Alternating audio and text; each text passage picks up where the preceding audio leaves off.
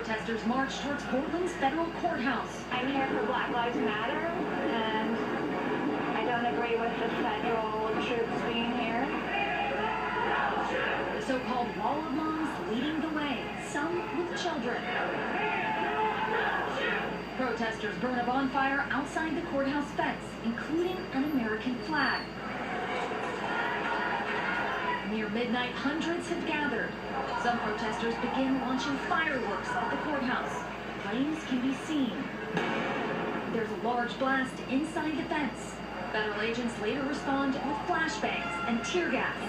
One of the moms says she's had enough. I'm a single mom, and I work full-time, and I have to come and spend my nights with you because I can't stand in my own streets and say Black Lives Matter!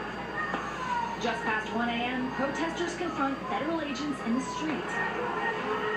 You can see a small but persistent crowd remains, capping off yet another night in the cycle of violence. Homeland Security officials tell us they're there because Portland officials won't protect federal property. This has nothing to do with nonviolent or peaceful demonstrations.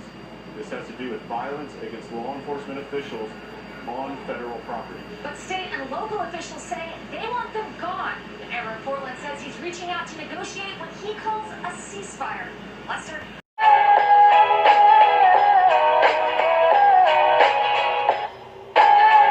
Defend the U.S. courthouse from extremists who hijacked peaceful protests.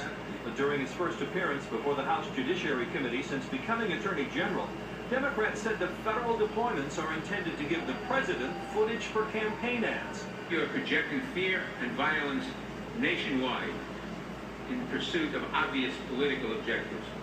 Shame on you, Mr. Barr. Barr says attackers at the Portland courthouse have set fires. Thrown things, used explosives, and injured police, including just this past weekend, perhaps permanently blinding 3 federal officers with lasers.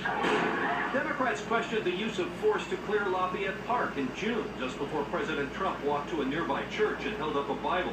Barr said it was to protect the White House and nearby buildings. The movement was not geared to the behavior of that particular crowd.